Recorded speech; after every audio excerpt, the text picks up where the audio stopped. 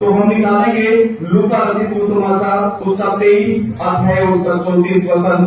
यहाँ पे लिखा है, हे पिता इन्हें क्षमा कर, क्योंकि ये नहीं जानते कि क्या कर रहे। ये वाणी बड़ी ही गंभीर है। ये वाणी जो है एक पिता से की गई प्रार्थना है, और इसकी गंभीरता को समझना हमारे लिए बहुत ही जरूरी है।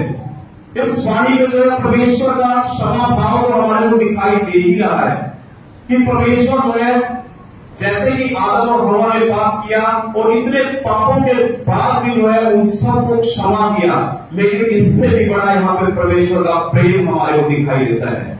जैसा कि अभी वचन मैंने पढ़ा, यूहन्ना 3:16 में लिखा हुआ है कि परमेश्वर ने जगत से इतना प्यार किया कि उसने इकलौता पुत्र दे दिया, ताकि जो कोई उस पर विश्वास करे वो नाश ना हो बल्कि अनंत जीवन पाए।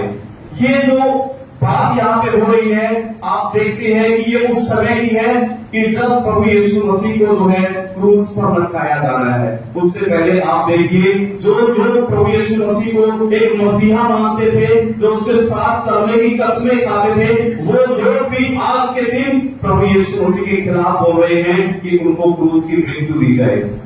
न जाने कितने जालिमों ने उनके ऊपर कोड़ों की मार को डाला। 39 कोड़े प्रभु यीशु मसीह के ऊपर जो है मारे गए, और उनके दाढ़ी के बाल नोच किए गए, उनके सिर के ऊपर जो है कांटों का ताज पहनाया गया। जैसा कि हम जानते हैं, जो कांटों का ताज ऐसा बताया जाता है कि 6-6 इंच लंबे जो कांटे थे, और वो प्रभु यीशु मसीह ने सहन किए। वो निर्दोष था, उसका कोई कसूर नहीं था, लेकिन इसलिए, केवल इसलिए कि हमारे पाप क्षमा किए जा सके, हम बच जाएं, हमारा उद्धार हो, हमारी मुक्ति हो, हमारे को एक नया जीवन मिले। तो इससे बड़ा प्रेम कौन कर सकता है? कोई भी नहीं कर सकता है।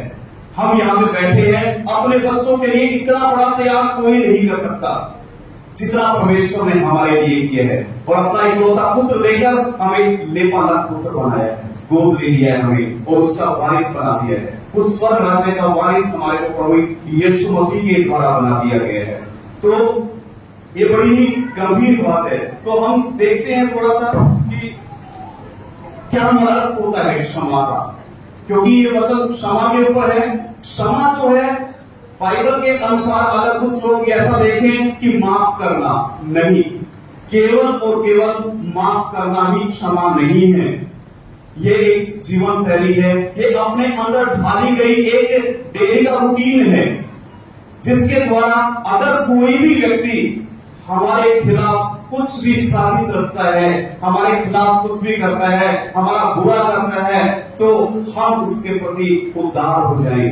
ना कि हम अपने आक्रोश को दिखाएं, ना कि हम अपने क्रोध को दिखाएं, ना कि हम अपने उस वैर और विरोध को दिखाएं, बल्कि मसीह की आत्मा हमारे अंदर है तो हमारे को उद्धार दिखाना है, हमारे को विनम्रता दिखानी है, क्योंकि मसीह ने यही किया। देखो, फिर से उसी मंजर की तरफ अगर हम जाते हैं तो उसके ऊपर इतनी यातनाएं डाली गई, लेकिन फिर भी प्रभु यीशु मसीह ने उन लोगों के प्रति किसी भी प्रकार का बैर और विरोध नहीं दिखाया, किसी भी प्रकार का क्रोध नहीं दिखाया, बल्कि उनको माफ करने के लिए उस पिता से प्रार्थना की। और पिता से कितनी शिद्दत से वो प्रार्थना करते हैं कि हे पिता, इन्हें माफ कर, ये नहीं जानते कि ये क्या कर रहे हैं। तो इसी प्रकार हम अपने हृदय को विनम्र करें। वो व्यक्ति जिसको हमें लगता है कि ये मेरे खिलाफ साजिश से रच रहा है, ये मेरे खिलाफ कुछ कर रहा है, हम उसके प्रति विनम्र भाव को दिखाएं, हम दया भाव को दिखाएं और उसको क्षमा करें। मेरे को याद आ गया अभी, पास मेरे यहाँ पे एक महिला की स्टोरी जो है सुनाई थी कि एक महिला कहती है अपने पादरी से जाकर कि ये मुझे बहुत गालियां देता है, मेरा पड़ोसी बहुत गालियां देता है, मुझे बड़ा हुआ कहता है। लेकिन उसने क्या कहा कि प्रभु का वचन कहता है कि क्षमा करो।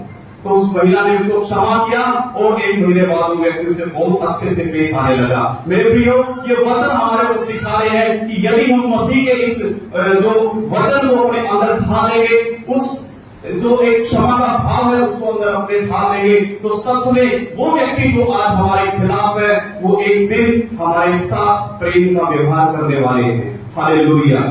तो यहाँ पे जो है एक तो वचन जो है मसीह जो बाइबल के हैं वो उदाहरण हमारे को दिखा रहे क्षमा के बारे में, जैसा कि मत्ती अध्याय 6 और उसके 14 और 15 वचन में लिखा हुआ है, यदि तुम मनुष्य के अपराध क्षमा करोगे तो तुम्हारा स्वर्गीय पिता भी तुम्हें क्षमा करेगा, परंतु यदि तुम मनुष्य के अपराध क्षमा नहीं करोगे तो तुम्हारा पिता भी तुम्हारे अपराध क्षमा न करेगा।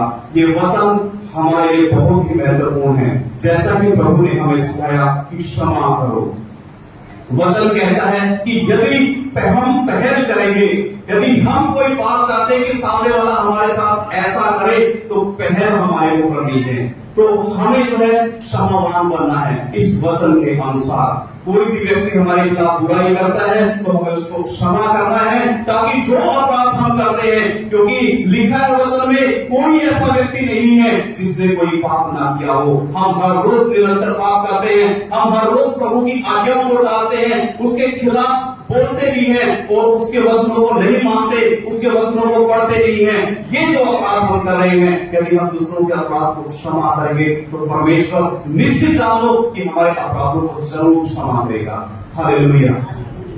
यहाँ पे जो है परमेश्वर ने बाइबल में बहुत सारे ऐसे एग्जाम्पल है जिसमें बहुत सारे रोगी ऐसे आए, बहुत सारे कोढ़ी ऐसे आए, बहुत सारे पापी ऐसे आए जिनके प्रभु यीशु मसीह ने अपराधों को क्षमा किया। वो लहू बहने वाली स्त्री जिन्होंने उसके वस्त्र को ही छू लिया था, प्रभु ने उसको माफ किया।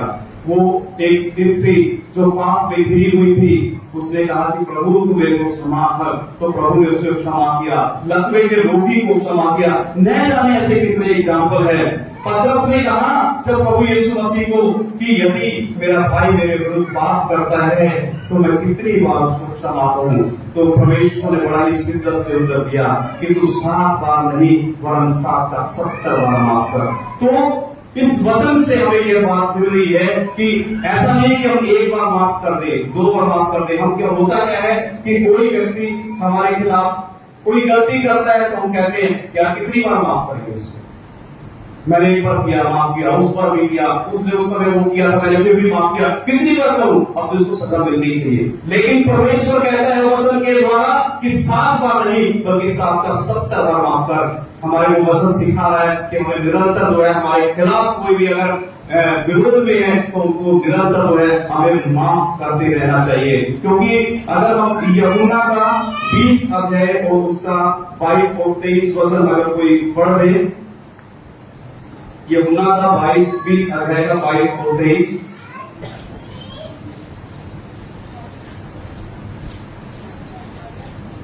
यह कहकर उसने उन पर फूंका और उनसे कहा, पवित्र आत्मा लो, जिनके पाप तुम क्षमा करो वे उनके लिए क्षमा किए गए हैं, जिनके तुम रखो वे रखे गए हैं।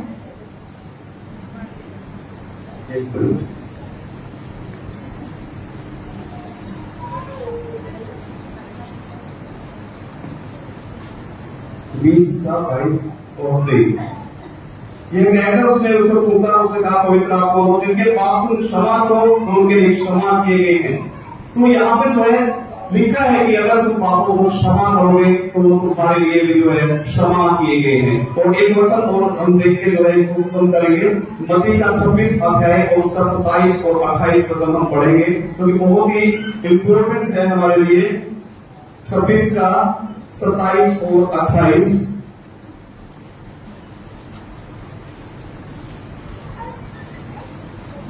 यहाँ पे लिखा है, फिर उसने कटोरा लेकर धन्यवाद किया और उन्हें देकर कहा, तुम सब इसमें से पियो, क्योंकि यह वचन का मेरा लहू है जो बहुतों के लिए पापों की क्षमा के निमित्त बहाया जाता है।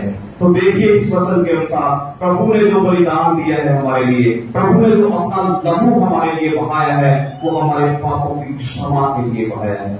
वो किसी और के लिए नहीं, अपने लिए। प्रभु का स्वार्थ कभी भी आगे नहीं था। प्रभु ने हमारे पापों के लिए सब कुछ किया। वो निर्दोष था और हमारे पापों को उठाकर चला गया।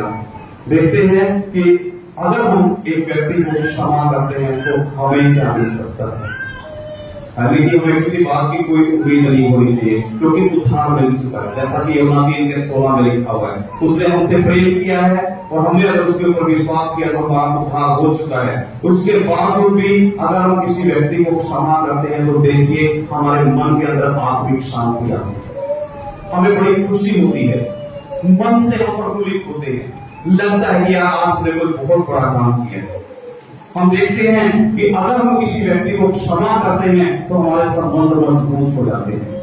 जहां वो व्यक्ति हमारा दुश्मन था, जहां वो हमारे विरोध में कुछ रच रहा था, आज वो व्यक्ति हमसे प्रेम से बातें करता है, आज वो व्यक्ति हमारे हित की बातें करता है। तो ये संबंधों को सुधारना परमेश्वर के वचन के द्वारा होता है।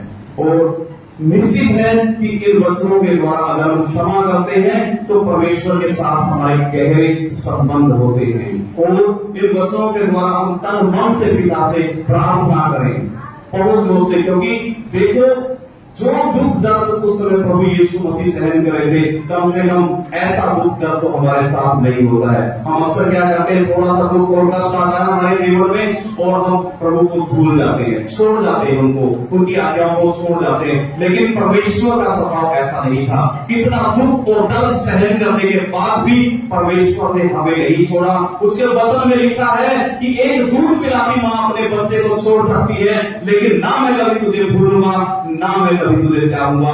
परमेश्वर का स्वभाव है, हम कितनी भी गलतियां करें, कितना भी उसके विरोध में बातें करें, लेकिन परमेश्वर हम छोड़कर सालों साल दूर चले जाते हैं, लेकिन परमेश्वर अपनी कोई भी भेड़ को ढूंढना जानता है, अपने बाड़े में लेकर आना जानता है। इसलिए मेरे प्रियो, ये बहुत जरूरी है कि जो क्षमा करना प्रभु ने सिखाया, आज उस स्वभाव को हम अपने अंदर ढालें और परमेश्वर की आत्मा का हमारे अंदर वास करें, क्योंकि परमेश्वर चाहता है, वो हमें बसना चाहता है। बस सब ये है कि हम उसकी बातों को माने, उसके वचनों को पढ़ें, उसके हर एक बात के ऊपर ध्यान दें। तो आज का वचन जो है मेरा यही था, कोई गलती बात है तो मुझे क्षमा करें, क्योंकि क्षमा का भी जो है वचन आज वहां पे था। आप सभी को जय मसीह।